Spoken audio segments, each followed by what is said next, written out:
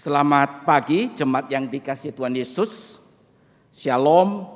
Sepanjang bulan ini kita akan belajar dengan topik berkaitan dengan yang pertama hari ini, yaitu bantal keluarga yang pertama, mengendalikan amarah. Minggu depan, bantal keluarga kedua membicarakan tentang mengenali kebutuhan. Lalu bantal keluarga ketiga, berbuat hal yang terbaik. Lalu minggu yang keempat adalah belajar untuk mengampuni. Mari kita akan melihat di dalam Efesus pasal yang keempat, ayat yang ke-26 hingga ayat yang ke-27. Mengendalikan amarah. Efesus pasal 4 ayat yang ke-26 hingga ayat yang ke-27 berbunyi demikian. Apabila kamu menjadi marah, janganlah kamu berbuat dosa. Janganlah matahari terbenam sebelum padam amarahmu. Dan janganlah beri kesempatan kepada iblis. Mari kita berdoa, mohon anugerah Tuhan. Bapa, sekali lagi kami ingin belajar firman-Mu. Kami tahu kami manusia lemah. Acap kali kedagingan kami, keduniawian kami mengontrol hidup kami daripada kebenaran firman-Mu. Oleh sebab itu setiap hari kami membutuhkan kekuatan dan anugerah Tuhan supaya kami boleh berjalan di dalam kehendak-Mu. Supaya kami boleh menikmati berkat-berkat Tuhan. Supaya kami boleh menikmati anugerah demi anugerah dari Tuhan ketika kami hidup dalam ketaatan bersama dengan Engkau. Sebentar kami akan merenungkan firman-Mu. Berbicaralah pada setiap kami. Di dalam nama Tuhan Yesus, Tuhan dan Juru Selamat kami yang hidup, kami mau berdoa dan bersyukur. Haleluya. Amin. Saudara yang dikasihi Tuhan Yesus, sebagai orang percaya, saya yakin setiap kita tahu dan sadar bahwa iman yang kita miliki seringkali sulit untuk mengatasi maupun mengendalikan emosi kita secara khusus, yaitu kemarahan. Saudara, kita mungkin bertanya dalam hati kita, dalam pikiran kita, mengapa kita sebagai orang-orang yang sudah percaya Tuhan Yesus, sudah boleh katakan bertumbuh bersama-sama dengan Tuhan, begitu mudah jatuh dan tersulut oleh yang namanya amarah. Padahal kita sudah menerima keselamatan di dalam Tuhan. Kita sudah mengalami kelahiran baru. Bahkan sebagian kita terlibat dalam pelayanan. Setiap hari kita membaca firman dan bertumbuh bersama-sama. Namun semuanya itu seolah-olah tidak mampu untuk memberi dampak ketika provokasi yang namanya kemarahan itu menghampiri hidup kita. Saudara, semua apa yang sudah kita pahami tentang firman Tuhan ini, kita pelajari firman Tuhan itu, kita merasa tidak mampu memberi dampak untuk perubahan karakter kita yang disebut salah satunya yaitu kesabaran, kelemah lembutan, penguasaan diri untuk mengatasi yang namanya kemarahan. Ketika kemarahan itu hadir, semuanya itu seolah-olah lenyap. Semua pemahaman kita, semua keinginan kita, semua kerinduan kita untuk bertumbuh bersama-sama itu terasa hilang. Dan terlebih ketika anggota keluarga kita ada sebagian yang belum mengenal Tuhan.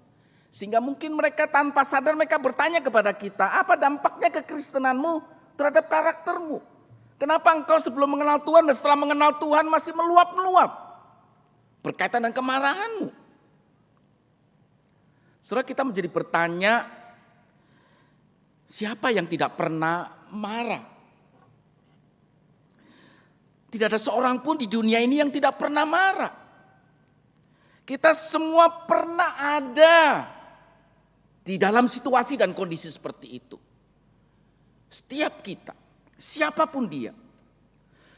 Oleh sebab itu penting untuk kita ingat bahwa kita adalah manusia yang diciptakan oleh Allah. Berarti ada emosi di dalamnya.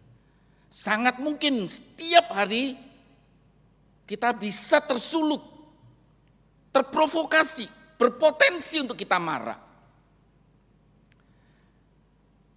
Alkitab mencatat lebih dari 600 kali kata marah, amarah itu muncul dalam perjanjian baru maupun perjanjian lama.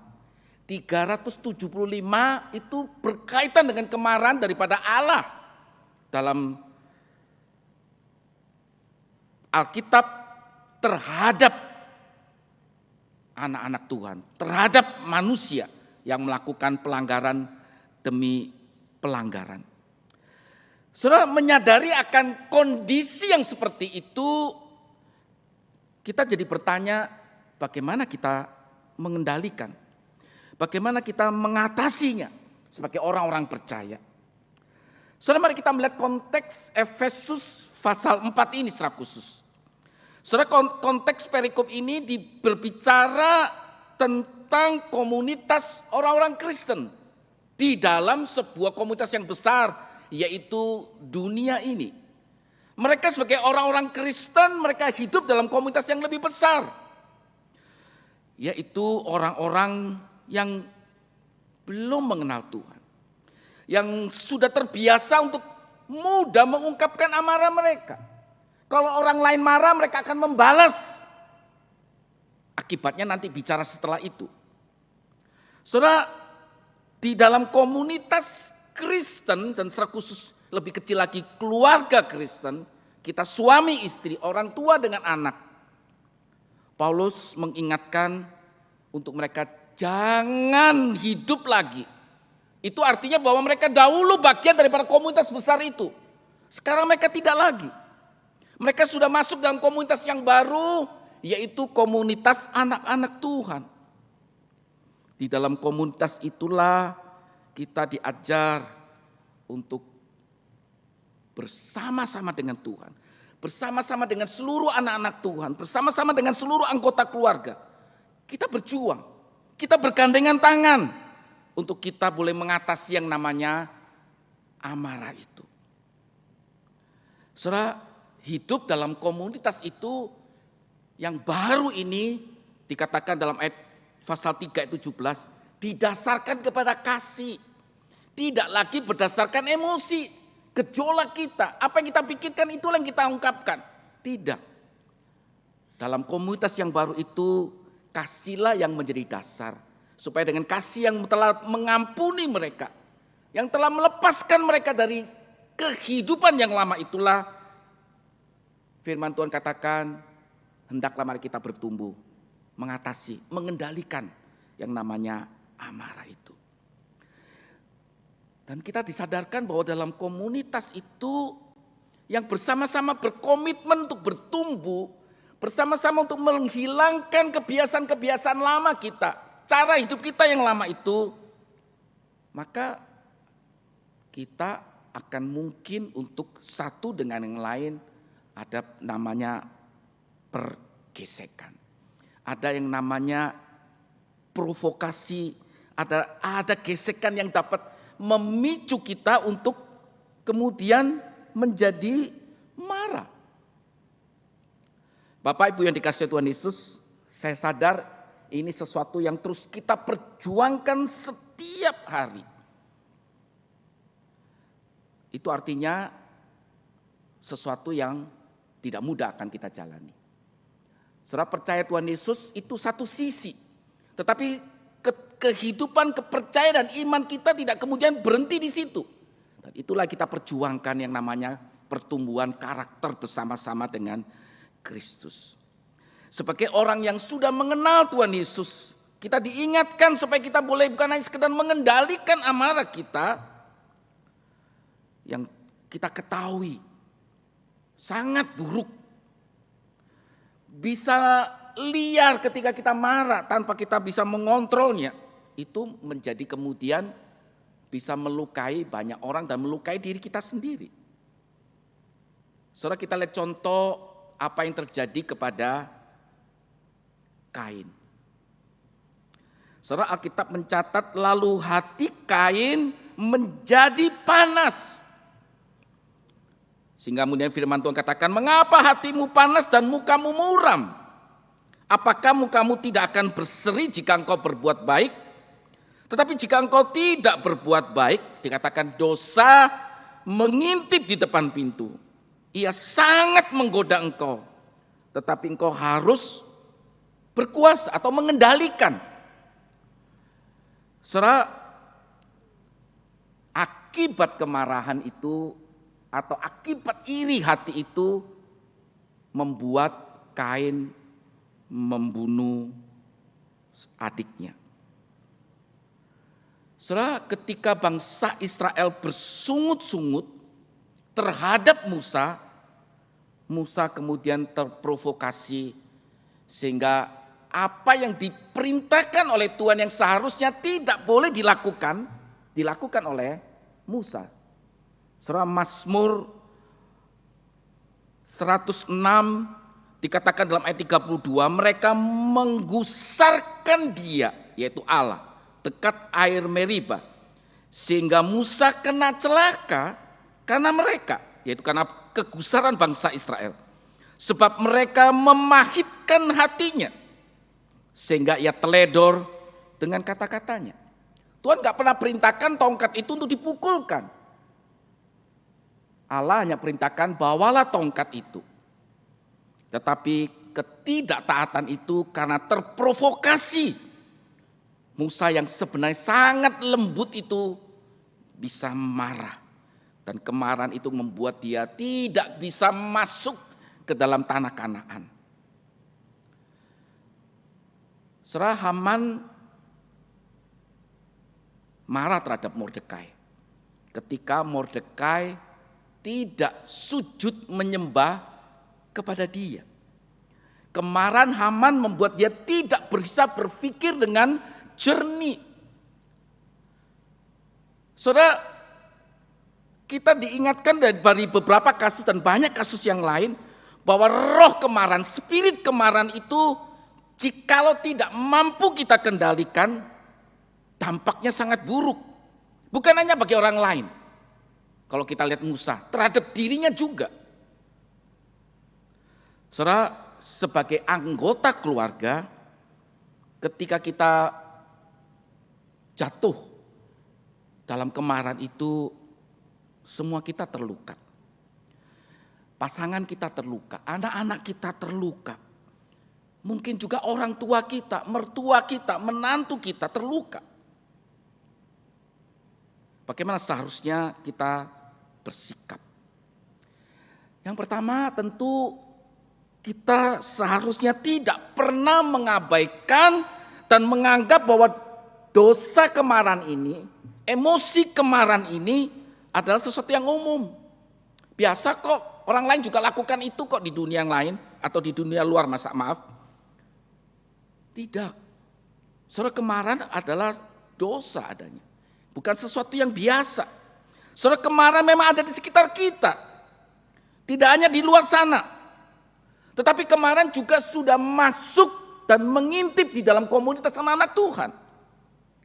Saudara, kata orgismos dari kata orge itu dipakai oleh Paulus dalam bagian ini untuk menunjukkan bahwa kemarahan itu bisa masuk karena apa? Provokasi dari komunitas luar yang masuk dalam komunitas Kristen. Oleh sebab itu Paulus bilang hati-hati dengan kemarahan ini. Kendalikan amarah itu. Artinya kita diingatkan bahwa kita diajar untuk tidak membiarkan kemarahan itu. Dan menganggap itu sebagai sesuatu yang biasa saja. Jangan anggap itu sepi. Jangan anggap itu biasa dan anggap itu meremeh. Habis itu kita harus selesaikan. Sehingga kata jangan sampai matahari terbenam tidak diartikan sebagai sesuatu yang letterlek. 24 jam harus selesai, tidak. Tetapi kata itu menunjukkan ketergesaan. Sesuatu yang sangat prioritas kita harus utamakan. Setelah ketika kemarahan itu mengintip di dalam pintu rumah tangga kita, apakah kita menganggap itu serius?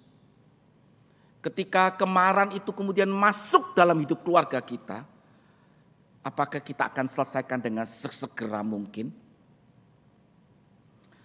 Setelah saya tahu khotbah ini menyadarkan bahwa saya tidak mudah menjalankannya.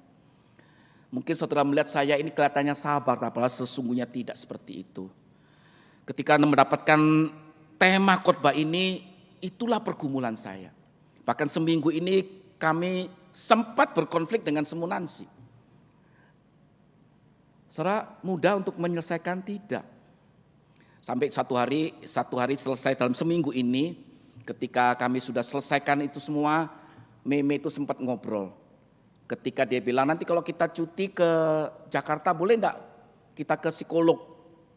Karena dia juga ada masalah begitu. Lalu kemudian dia menyeletuk. Sesungguhnya bukan hanya Meme saja yang butuh psikolog. Rasanya papa dan mama perlu konseling juga. Saudara, ketika dosa itu mengintip hidup kita, semua orang terluka. Dan ketika semua orang terluka, apakah kita selesaikan dengan segera? Supaya luka itu tidak kemudian kita simpan dan terus mengendap dalam hati kita. Dan kemudian itu akan terluap lagi. Kita sampaikan dalam kata-kata kita dan kita kemudian muncul kata-kata yang dahulu belum diselesaikan muncul kembali. Saudara, kemarahan mudah mengalihkan tindakan kita untuk mengabaikan perintah Tuhan Yesus. Yaitu untuk saling mengasihi dalam sebuah komunitas besar, komunitas kecil yang namanya keluarga. Alkitab mengingatkan begitu banyak kesempatan untuk kita tidak membiarkan amarah itu mengendalikan kita atau menguasai kita. Daud berkata, berhentilah marah dan tinggalkan panas hati itu, jangan marah. Itu hanya membawa kepada kejahatan dalam Mazmur 37 ayat yang ke-8. Saudara, oleh sebab itu jangan pernah mengabaikan dan menganggap remeh dan hal itu ada sesuatu yang biasa saja. Jangan sampai matahari terbenam untuk mengingatkan kita bahwa kita harus prioritaskan ketika kita menghadapi masalah. Doakan, gumulkan, cari waktu yang terbaik untuk kita bisa selesaikan. Mungkin kita perlu cari mediator untuk menyelesaikan permasalahan dengan pasangan, dengan anak, dengan mertua, dengan orang tua kita, dengan menantu kita. Kita mungkin mencari konselor. Kita mungkin mencari seorang hamba Tuhan sehingga kita boleh meredakan, melepaskan seluruh kepahitan dalam luka-luka di hati kita ini sehingga itu kemudian menjadi sesuatu yang buruk adanya bagi pertumbuhan rohani kita. Bukan hanya sekedar mengingatkan kita bahwa dosa kemarahan itu bukan sesuatu yang biasa. Tetapi kita juga tidak boleh menjadikan kemarahan itu untuk alasan kita berbuat kejahatan yang lainnya. Saudara, kemarahan sesungguhnya adalah luapan emosi yang sekunder. Yang utamanya sebenarnya bukan kemarahannya. Kemarahan itu hanya akibatnya. Tetapi sebenarnya di balik daripada kemarahan itu mungkin ada harapan yang tidak sesuai dengan apa yang sudah dipikirkan dan direncanakan. Semuanya tidak berjalan mulus. Sehingga kemudian luapan kemarahan itu muncul dalam hidup dia. Atau mungkin ketakutan dirinya terancam. Harga dirinya terancam. Atau frustasi di mana banyak hal dia lakukan itu tidak bisa terjadi. Mungkin dia direndahkan. Mungkin kita diacuhkan. Atau rasa tertolak. Semua itu mengendap ketika kita tidak selesaikan. Dan luapan kemarahan itu sebagai hanya efek daripada emosi yang primer itu, yaitu ketakutan, harga diri yang tidak diterima. Serah akibatnya kita kemudian meluapkan ego kita, emosi kita dengan kata-kata yang sangat melukai. Bukan hanya saling melukai, tetapi kemudian saling menghancurkan. Diisi dengan balas dendam. Dan tidak sedikit terjadi kemudian pembunuhan. Hanya gara-gara emosi primer itu belum diselesaikan. Jadi Bapak Ibu yang dikasihi Tuhan Yesus, jemaat yang dikasihi Tuhan Yesus. Kemarahan seringkali membuat kita tidak bisa berpikir dengan jernih. Seringkali kemudian merugikan orang lain. Bahkan kemudian menimbulkan masalah yang lainnya berikutnya. Saudara, ketika kita mengalami kemarahan itu tidak bisa dijadikan sebagai alasan untuk kita kemudian berbuat dosa. Firman Tuhan katakan ketika kita mengalami kemarahan itu, Paulus katakan dosa itu mengintip di balik kemarahan kita. Saudara, kata kesempatan artinya atau topon itu artinya memberi ruang, memberi pijakan, kesempatan bagi iblis kemudian apa? Mengendalikan kita. Menguasai kita, menjebak kita, menjerumuskan kita, menghancurkan kita. Saudara, firman Tuhan mengingatkan kita jangan beri ruang, beri kesempatan, tempat pijakan. Bahkan ada seorang penafsir yang mengatakan jangan jadikan kemarahan itu menjadi tempat bermainnya, lahan permainan daripada iblis. Untuk menghancurkan setiap anak-anak Tuhan.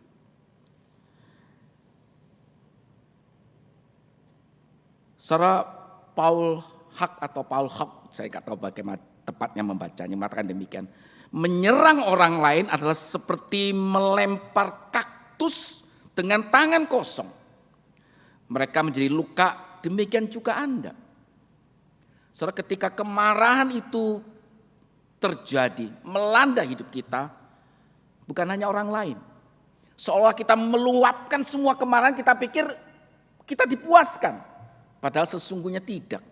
Kita pun sesungguhnya terluka di dalamnya. Oleh sebab itu jangan lari daripada kenyataan ini. Mari kita selesaikan. Jangan anggap biasa. Mari kita hadapi. Berjuang bersama-sama dengan Tuhan. Kita sadar bahwa kemanusiaan baru itu, ciptaan yang baru itu membuat kita harusnya lebih baik daripada semuanya itu. Kemanusiaan baru kita harus kita hidupi, kita sirami setiap hari. Dan ketika tantangan itu muncul, mari kita berjuang bersama-sama dengan Roh Kudus. Untuk kita dimampukan, diberikan kekuatan menghadapinya. Dan itu semua hanya bersama-sama dengan Kristus. Surah Matius pasal 5 ayat 45 katakan, hendaklah engkau sempurna sama seperti Bapa yang sempurna itu adalah sebuah perjuangan setiap hari. Setiap godaan akan datang menguji kita.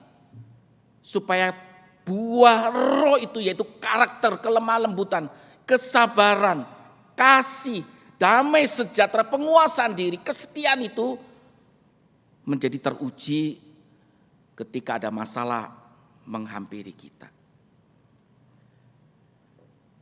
Saya tahu di masa-masa pandemi ini ujian kesabaran kita itu, penguasaan diri kita itu, kelemahan lembutan diri kita itu diuji setiap saat. Setiap saat. Sangat mudah emosi kita itu kemudian tersulut, terprovokasi dengan masa-masa pandemi ini. Oleh sebab itu, belajar untuk kita tahan diri. Berdoa dulu, berpikir dulu, walaupun saya tahu tidak mudah. Kalau emosi sudah keluar, bagaimana kita mau berpikir, bagaimana kita mau berdoa. Beberapa ahli psikolog itu mengatakan, Ambil nafas dalam-dalam. Supaya kita tidak kemudian menyesal kemudian. Mari kontrol diri kita di dalam takut akan Tuhan. Inilah setiap kami. Memang kami manusia adanya ya Tuhan.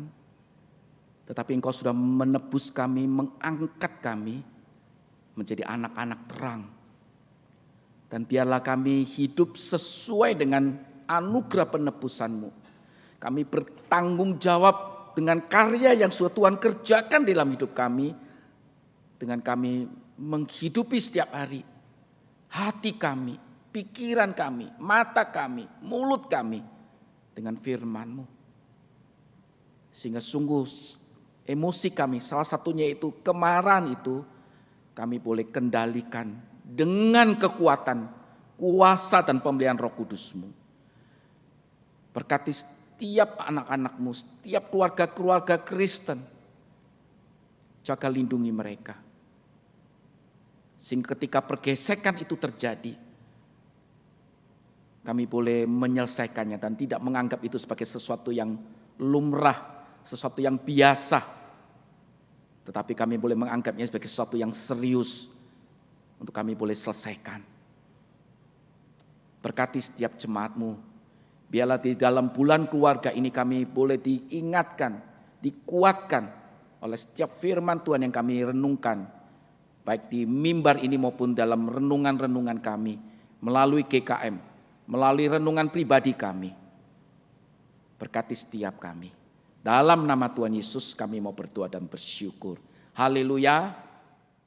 Amin. Saya undang